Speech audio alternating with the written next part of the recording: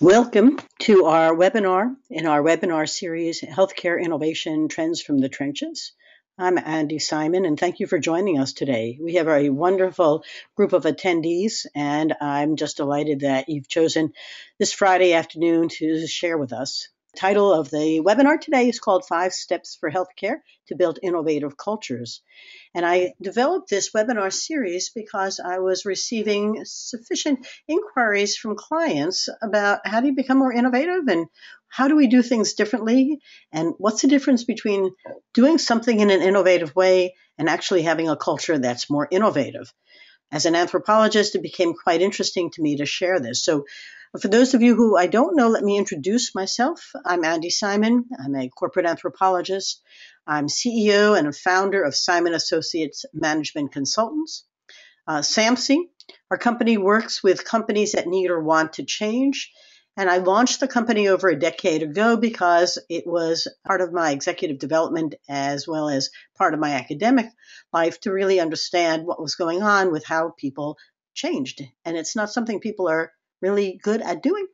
I'm a trained and certified practitioner in Blue Ocean Strategy, which is all about change, and I'm an innovation games facilitator and trainer.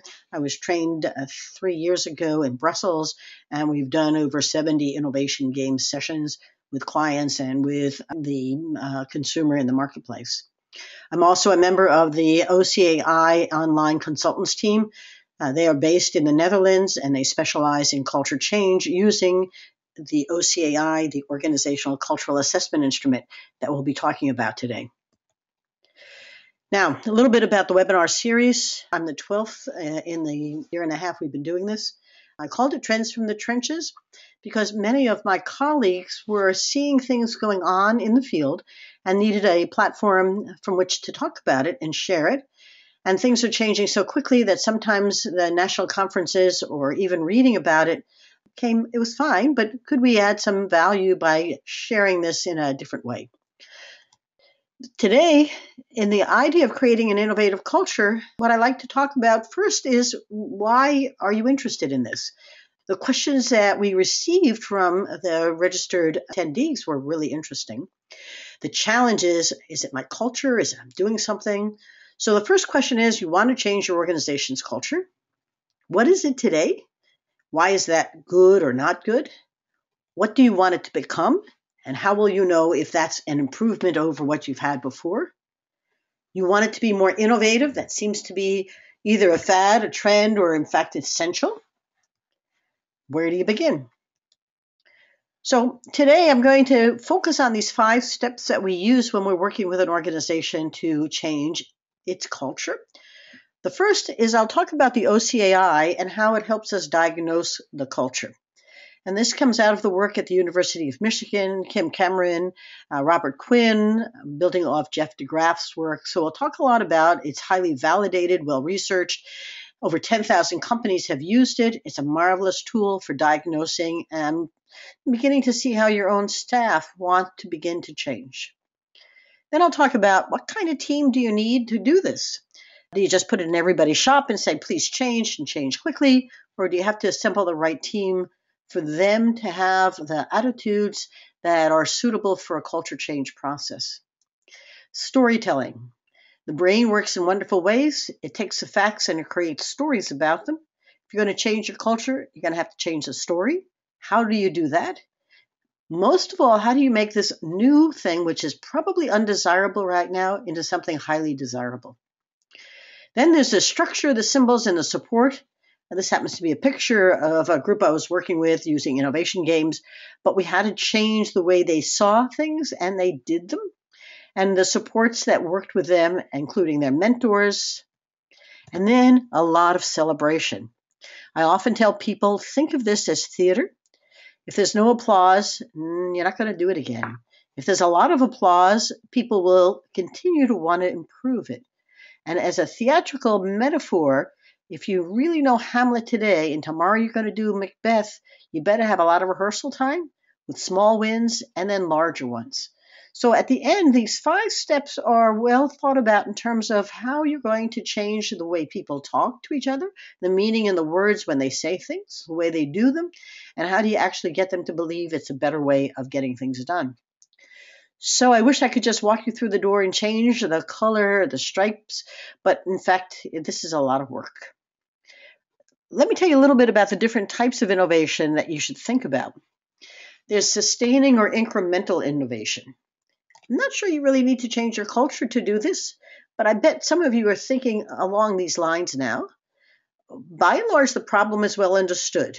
You're going to have to change the way your emergency department delivers care because readmissions are no longer acceptable. It's an existing market. You know it quite well. You want to improve performance, lower costs, offer incremental changes. Remember that the detergent Tide would claim that over 60 years it had 60 innovations? It was pretty cool until they came out with their pods and transformed it altogether. The customer is believable. You know what the customer looks like and feels like. The market's predictable. You pretty much know how you compare and contrast with the competition. And traditional business methods are more than sufficient, but you want to improve it. Incremental innovation is really important. Then there's disruptive innovation.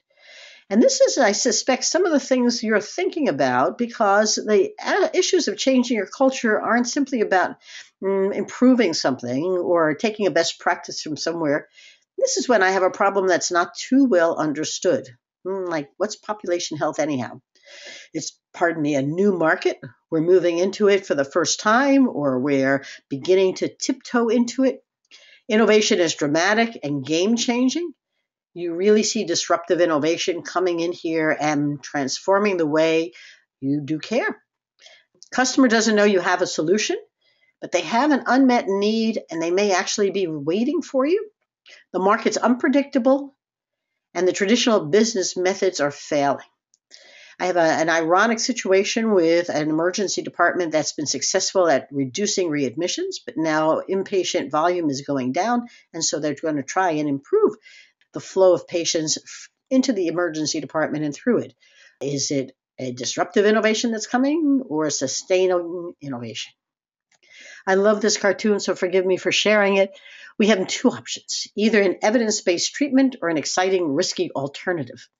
I've had doctors even tell me that evidence-based medicine is not terribly safe and maybe too exciting for them. One doctor actually said to me, how can I trust the evidence base that it's really right? I've been doing what I've been doing for a long time and it works.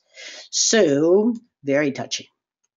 The balancing act in healthcare today is this core values that are at odds with each other. There's the rigor of evidence-based medicine. Pediatricians we work with, and they all practice the same evidence-based pediatrics. Makes it interesting. There's a precision of surgical procedures, the checklist manifesto, and how we follow exactly the same checklist each time. And then there are all the regulations and standards, whether it's by Joint Commission or by other regulatory agencies that are setting the benchmarks for performance. And at the same time, there's a need to innovate, adapt, and change. The challenge we face is that humans gravitate into herds, which is where this culture takes over. And herds are made up of birds of a feather that flock together. And we come together because we share common values, beliefs, and goals. We like to behave in similar ways. And in fact, we come together because of the culture that an organization offers. Now, let's go back to what's culture. It's the essence of being human. It's the symbols and it's the values. It's our ability to abstract. It's all the things that underlie our assumptions about reality. It's very intuitive. It's very symbolic. And it defines and characterizes organizations and their members.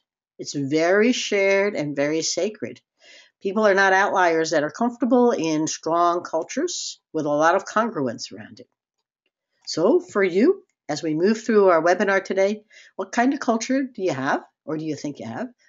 What would you want it to be and how do you change it? Now, some caveats here, and I know some of you have been in some of my Innovation Games workshops where we talk about this, but the human brain hates to change. Change creates pain. And in the process, it fights the whole process of change. So very often I get hired to work with an organization to change something, and the act of hiring me is about as far as we go. Wanting to actually change is really resisted. And by and large, the brain, with its very habit-driven ways, wants to push me away. But the brain and the cultures that are tied together with it can change. Our brains have plasticity. You can learn new behaviors and adapt your culture, but it takes a very rigorous process. The brain needs a hand. It all takes me back at times to theater. It's the same people, but you're going to give them a new script, rehearse them, and have them perform differently in a new way. I think Steve Jobs, and I love this quote, said it so well: innovation has nothing to do with how many R&D dollars you have.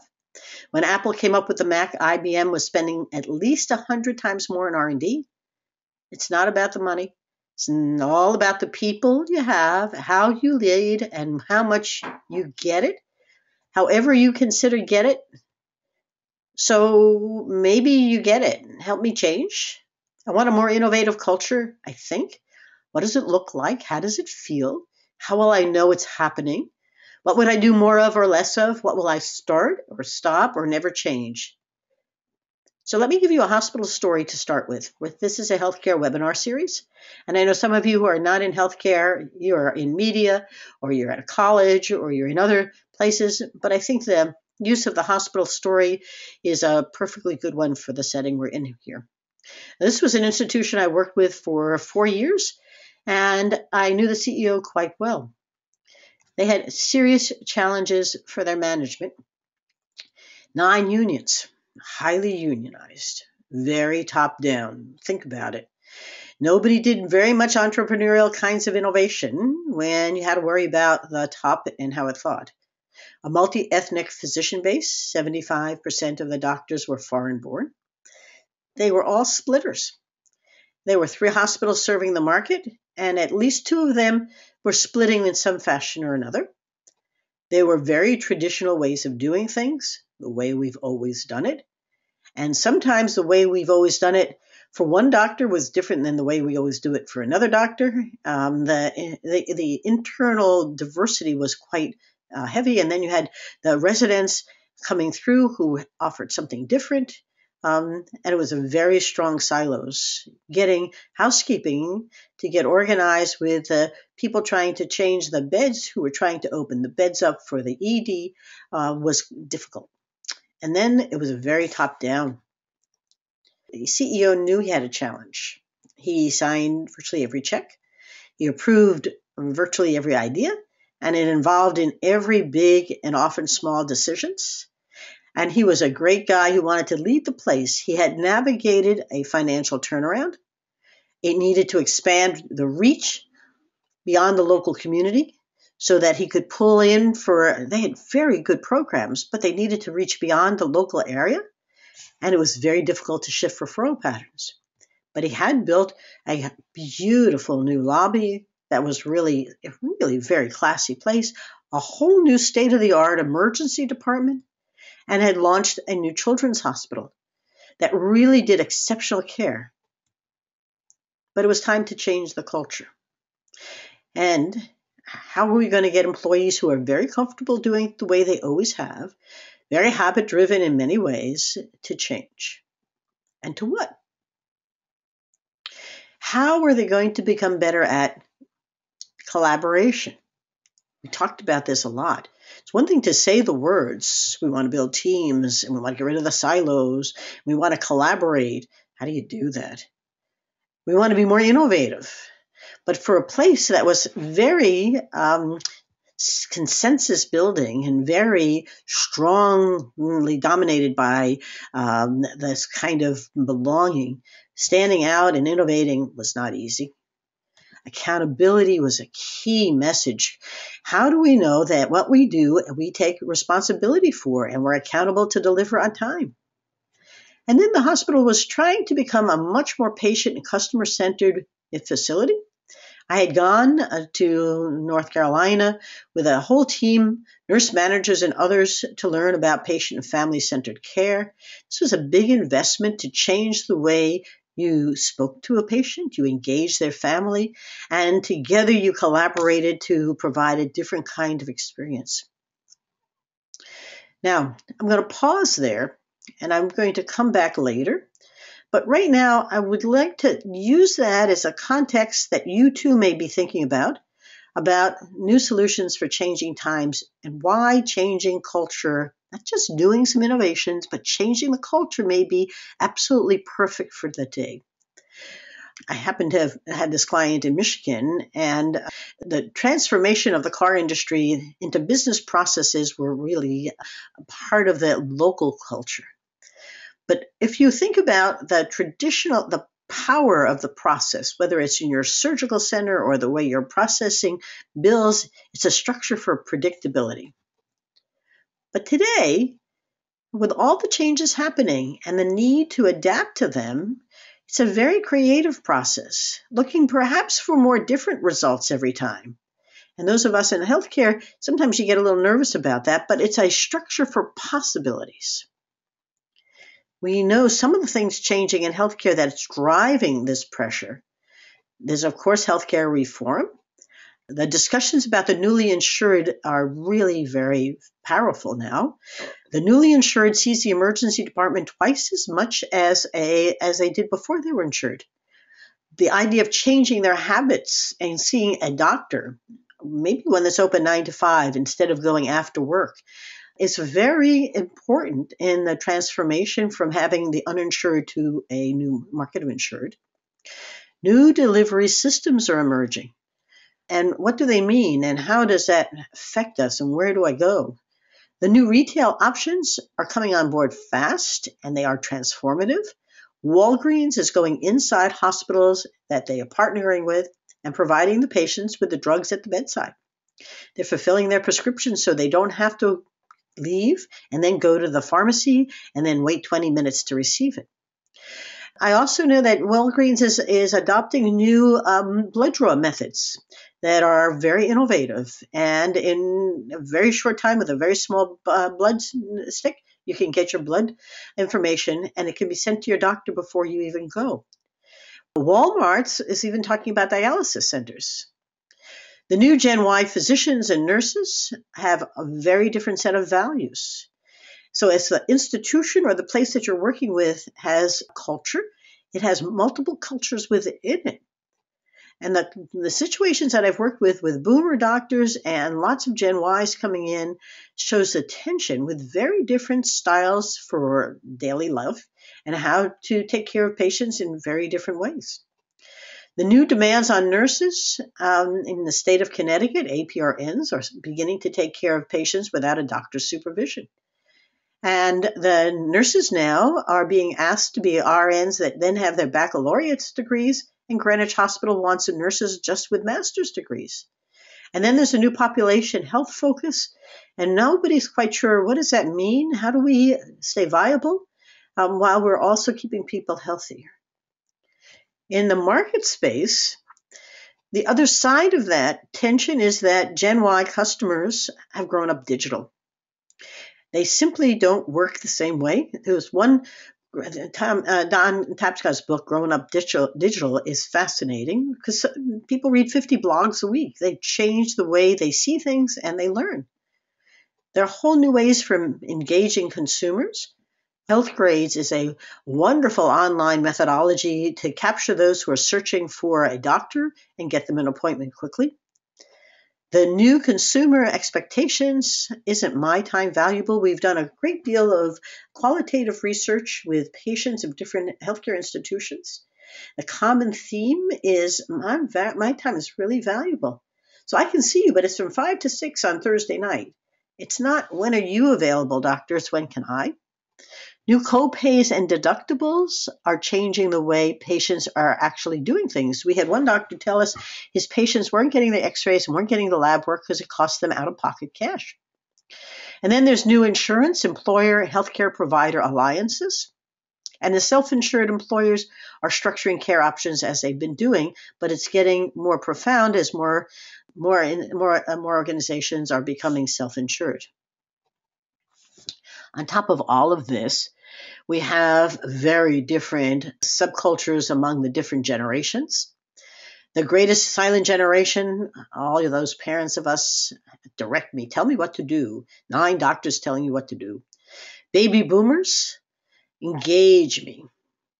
Generation X, educate me. And the millennials, connect me. Different values, a whole lot of different, the words are all the same English, but they have very different meanings and they behave differently. So, as I said at the beginning, part of the reason I started this was because I kept hearing in the trenches a real power and desire to, how do I respond? Humans survive because they adapt. How do I adapt? We need to become more innovative. What's that? How do you do it? I'll become more innovative. What do you want me to try? How will we know the new is better than the old way we did things? Because I knew the old really well. I'm not quite sure what the new actually means. Who's watching us anyhow? Who cares?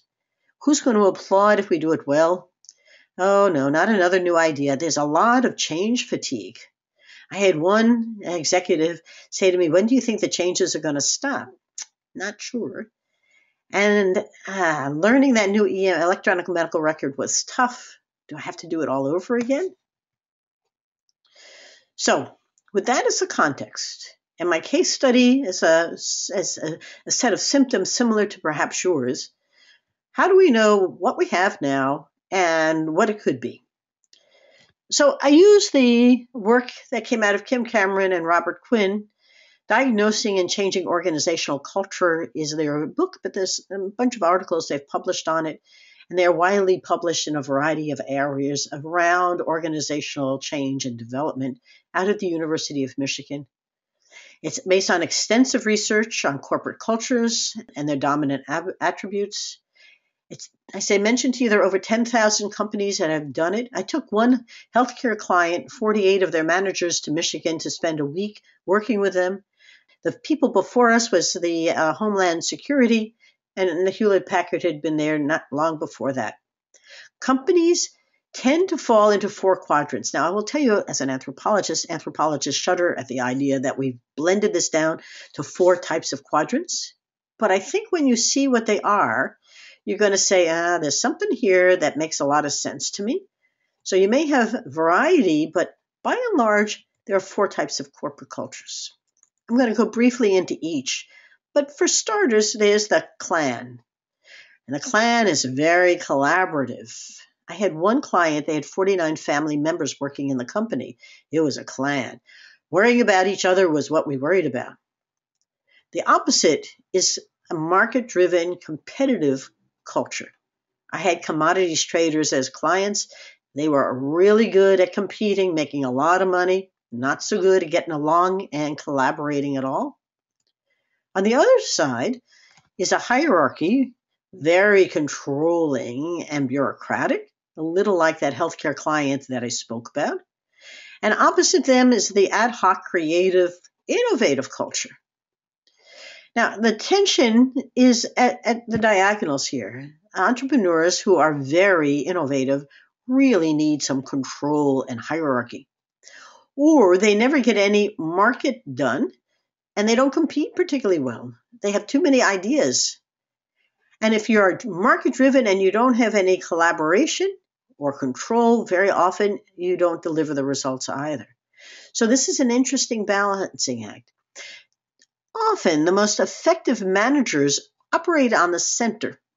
They know how to innovate, but how to balance it with process and procedures, and they know how to collaborate but also compete. So let me go deeper into this for a moment so that you can see your own culture in a way that's visually evident to you. A clan is internally focused and very flexible. It's very sensitive to customers and concern for people. It places a huge premium on teamwork, participation, and consensus. I had one client that was so off the wall like this, it was really interesting to wonder whether they got anything ever done. Below them are the hierarchical and controlling cultures, internal maintenance with a need for stability and control. dependable delivery, smooth scheduling, and low cost, inwardly focused and disciplined. Think about it. Conserve with improving quality and cutting costs out of production. I bet a lot of you in healthcare are very controlled and hierarchical, very stable and secure, smooth scheduling, low cost. Then the market cultures that are very competitive are very externally focused, results driven. Success is defined in terms of market share and penetration. I was a banker for 15 years. We were very competitive. And the organizational style was hard driving, results driven, focused on reputation and success. And then the place you think you might like to be is a creative adhocracy, external focus and flexibility, with lots of success in gaining unique and new products or services. I bet that's what you're thinking about. It encourages individual initiative and freedom, lots of empowerment, dynamic entrepreneurial place to work.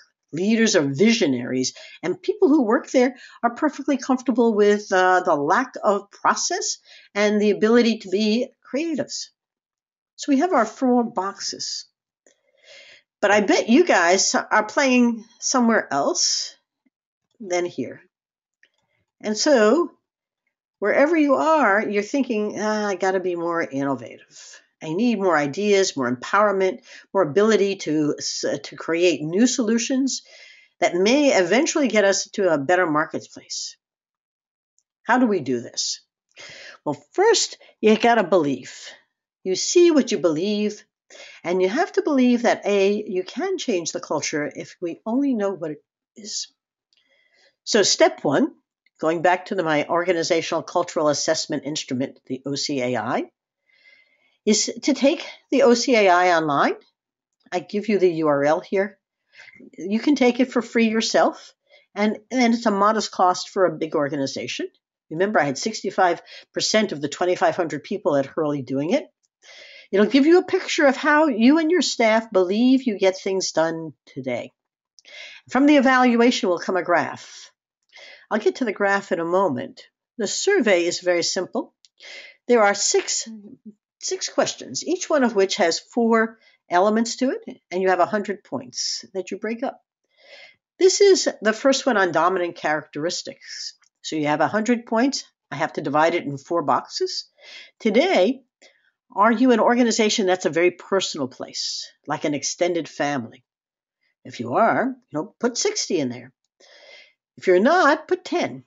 The organization is a very dynamic entrepreneurial place. Is that the way you are or the way you want to be? The organization is very result-oriented. Major concern is getting the job done. People are competitive and achievement-oriented. You can begin to hear how these are elements of the 4 types of cultures. And the last one is the organization is very controlled and structured.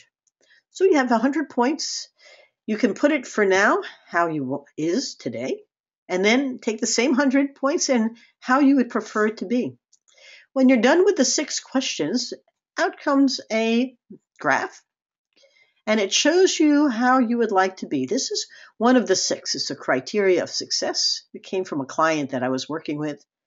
And you can see that on the current side, they had a clan of 22, but they preferred it to be 32. Whenever you have that much difference, you really are looking for a change.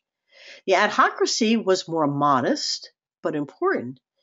And they were becoming a little less market-focused and a little less hierarchical, a lot less hierarchical.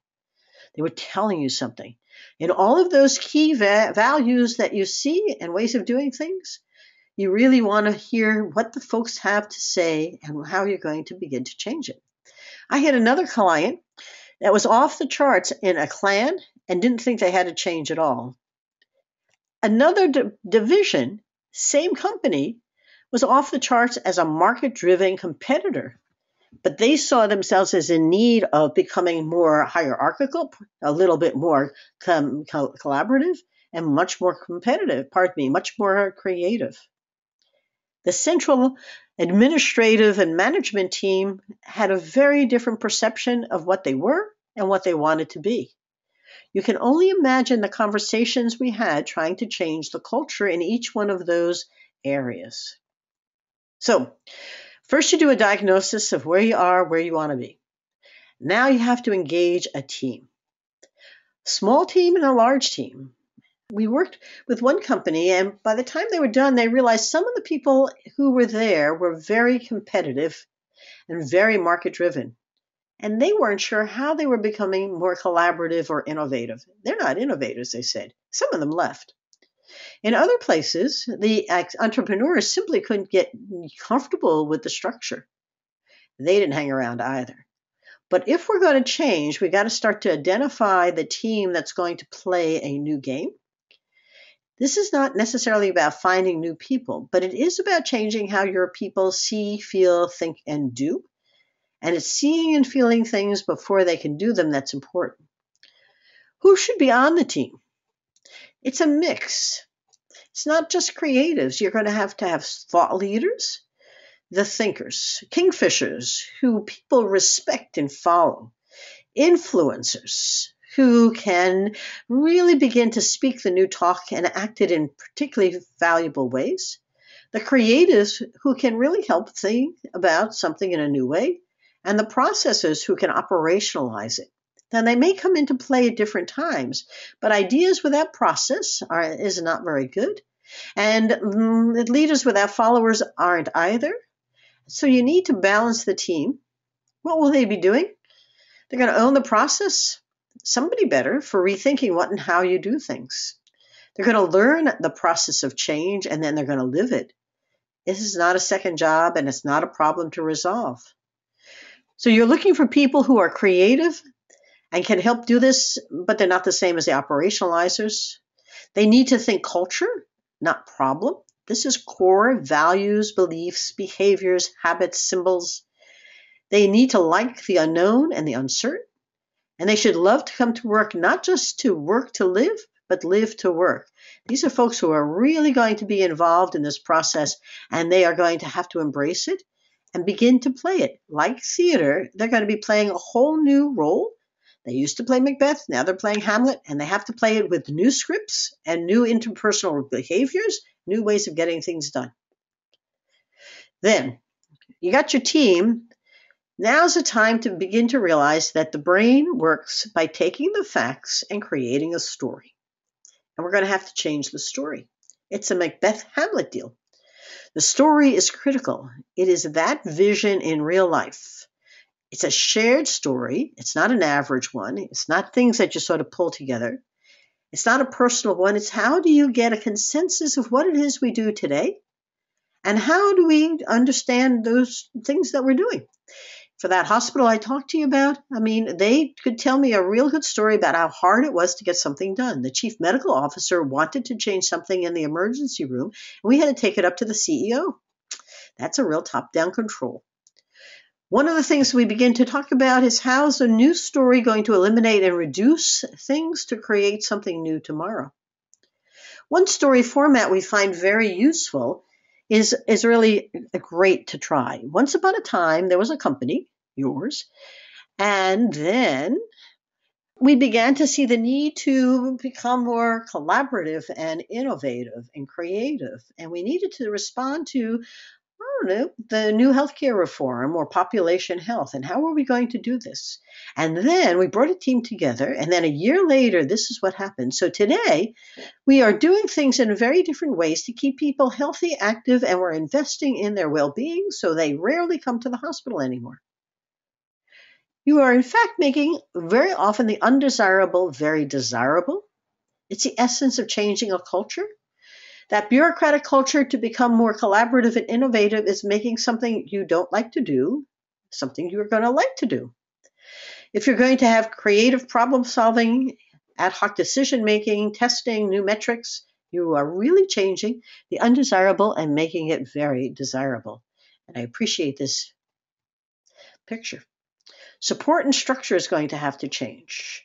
You're going to have to concretize the abstraction. What will you start, stop, and secure? How will you adapt your structure to support the new culture? How will you see it and feel it? As you begin to think of your new stories, think about something in the next month that you're going to do that's going to begin to get people to change the way they solve a problem and talk to each other in different ways. One of the things that we like to do is very concretize the abstraction. What's innovative? How do you create an idea bank? CMEX has idea rooms with big paper on the wall where people can come in and put up ideas that are reviewed every week. And then on a quarterly basis, have an idea jam. You can have it online. IBM has annual idea jams from across the world. Special projects that begin are designed specifically to change the culture. Innovation gyms. Procter & Gamble has an innovation gym in Chicago. It's an absolutely wonderful place where you come in with ideas and begin to evaluate how they would operate and give you a space within which you can change the way you're going to do something. And a lot of empowering individual decisions and rewarding them. Empowering the nurses at the bedside coming out of the Institute for Healthcare Improvement is one way of doing it. Skill development needs mentors. So think about training key people and then having them become mentors and support. Coaches really work. Who's going to teach them the new script, help them rehearse, and then show them it's working well? Now, humans, and all of this culture is about symbols, rituals, celebrations. We are in need of the symbols that make it real. It's not the facts, it's the story and the symbols. If you're going to change your culture, you're going to feel much more like Apple and much less than Microsoft. You're going to look different, as different as Dunkin' Donuts looks from Starbucks. You're going to have new clothes, new symbols, new rituals, praise, celebrations, and do it again. Do not forget, small wins work really well. Now, as leaders, and as I looked over, we have lots of people who have leadership roles today. How will you change your leadership style to prove the positive value of innovation? I did one PMI talk. I had 1,800 people on a webinar, and they all wanted to know, how do we do this?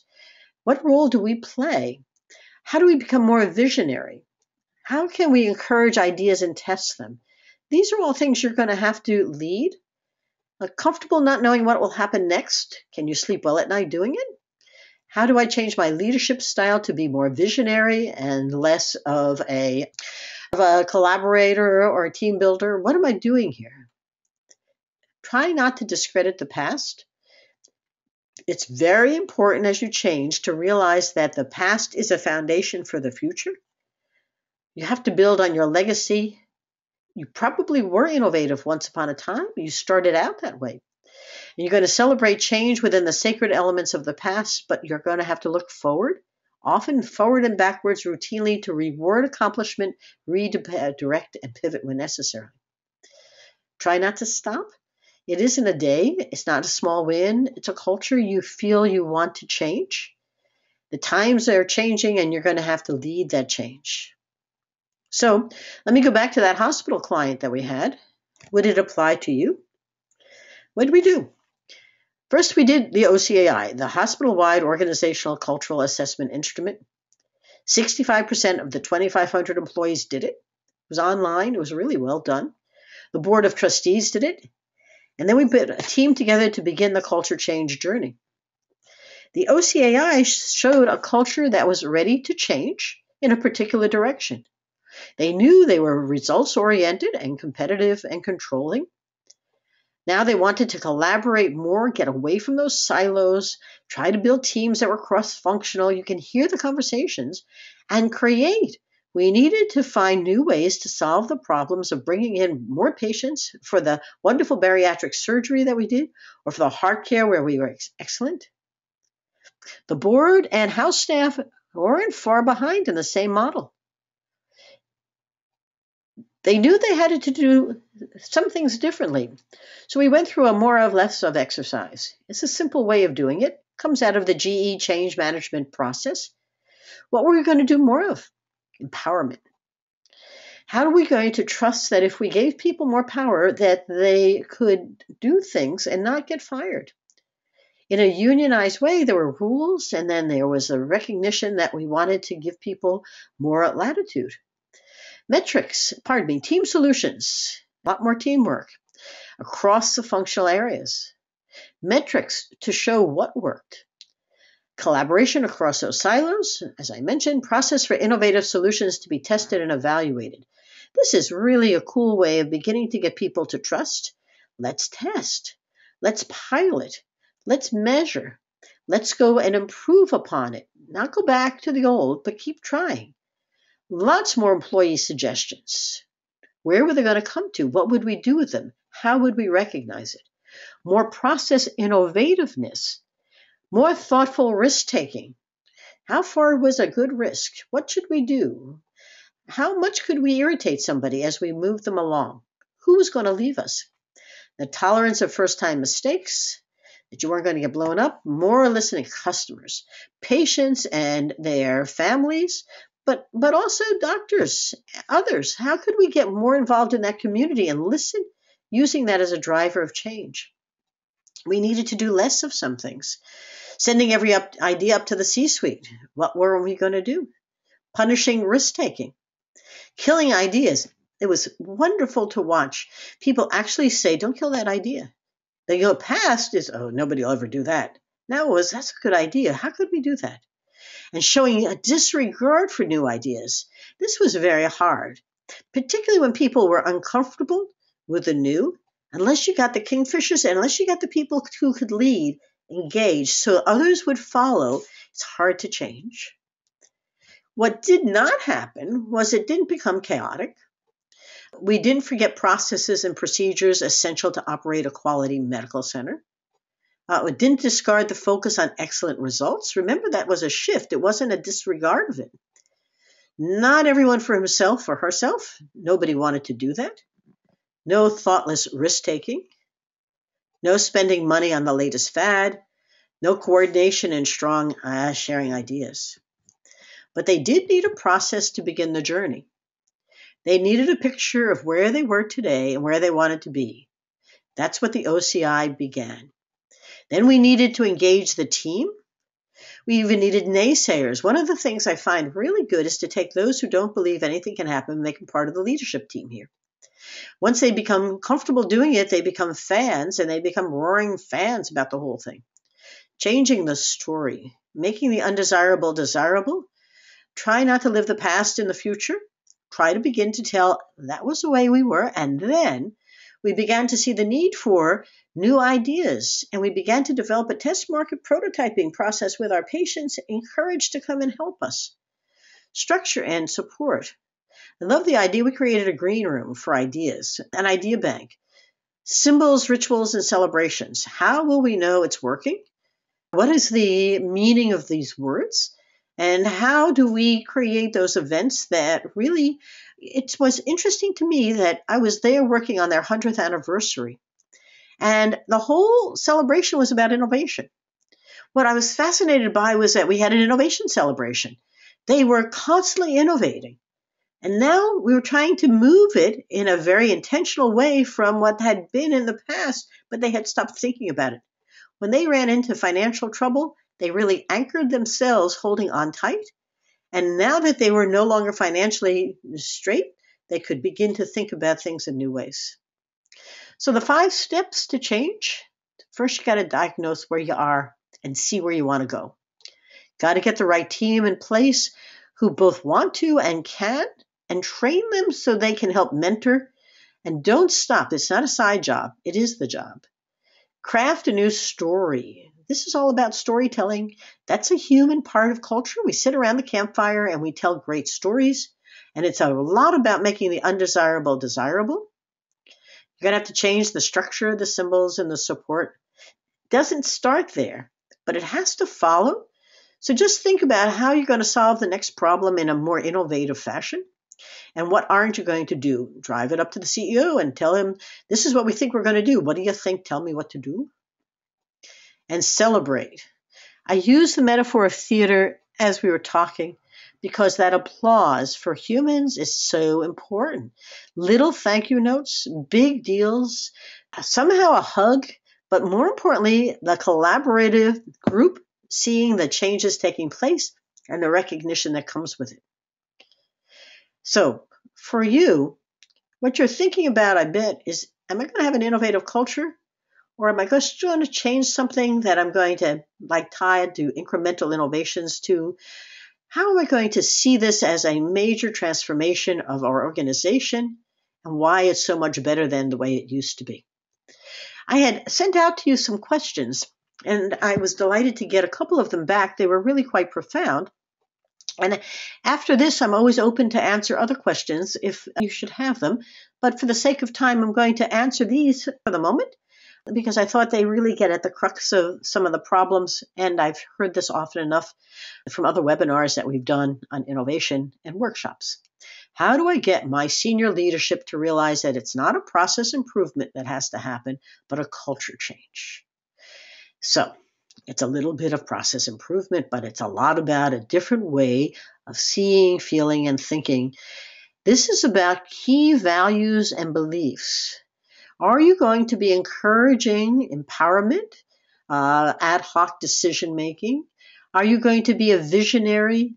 Are you going to see things and want to be there first? Or are you going to be controlling and really evaluating things extensively, eliminating the ad hocracy of it, and really trying to be a much more bureaucratic, hierarchical organization? Those are dramatically different. And if you are right now a very bureaucratic place and too many things have to go up the line before something happens, it's a time to think about what am I going to eliminate and reduce to move elsewhere. The C-suite has to come on board. If they don't, it won't ever happen. And they will find all sorts of good reasons for showing you why it failed.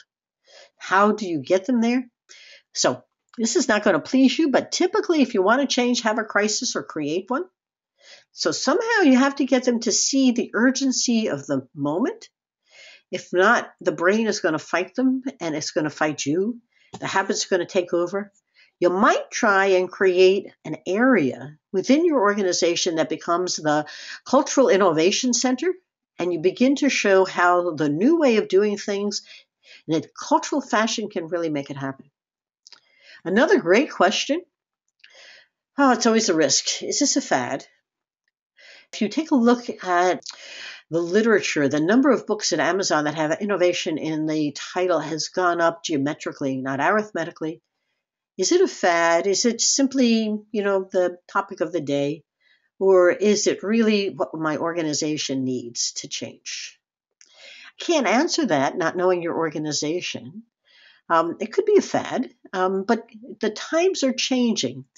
Humans have survived and thrived, and not because they're the strongest and the smartest, as Darwin might have said, but they're the most adaptive. And so the question for you is a little less about, is it a fad or am I adapting? And I'm adapting in the right way. And do I know how to adapt to changing times? Because whether it's healthcare reform or it's population health or it's reducing the cost at the same time making a living at it, something's changing. And it isn't simply Walgreens and CVS that are causing you to rethink your primary care strategy. They're also going to be short 250,000 doctors, and nurse practitioners are coming in. So whether you call it a fad or you just have to adapt to changing times, you're going to need some new skills. You have to value new things, and you have to believe that change is really good and not something to fear. So those were two great questions, and I wanted to end on that. A pitch for the next webinar series. Corey Smith is a Senior Director of Enterprise Solutions at Healthgrades, an online healthcare provider. Corey is absolutely a terrific speaker, and he's going to be talking about inbound marketing, how to capture consumers and turn them into customers. It's really timely because if you see the times are changing, the big driver is going to be consumers. Employers are changing as well, but the customer is seeking out the healthcare that they need, when they need it, and how they want it. In the Fairfield County market that we looked at, there were 750,000 people last year who searched for a doctor. Corey's going to tell you a lot about how you can capture them and convert them into excellent consumers and patients of yours. Now, I'm open for more conversation. We've had a great conversation today, and I'm sorry it's not more interactive, but you can call me and you can email me, And I'd be delighted to talk to you further about the kind of work we've seen happen and why it works well and where there are problems and why it's difficult. I will tell you, sort of in conclusion, that it's really impressive. So many of you came out today to listen. And I wish you all a very happy holiday season, a very good new year, and tell us your stories, because if you could share your stories, it's great for others to hear them, and they become wonderful case studies to understand how you have changed to adapt to these changing times. Thanks again. We'll see you next month. Bye-bye now.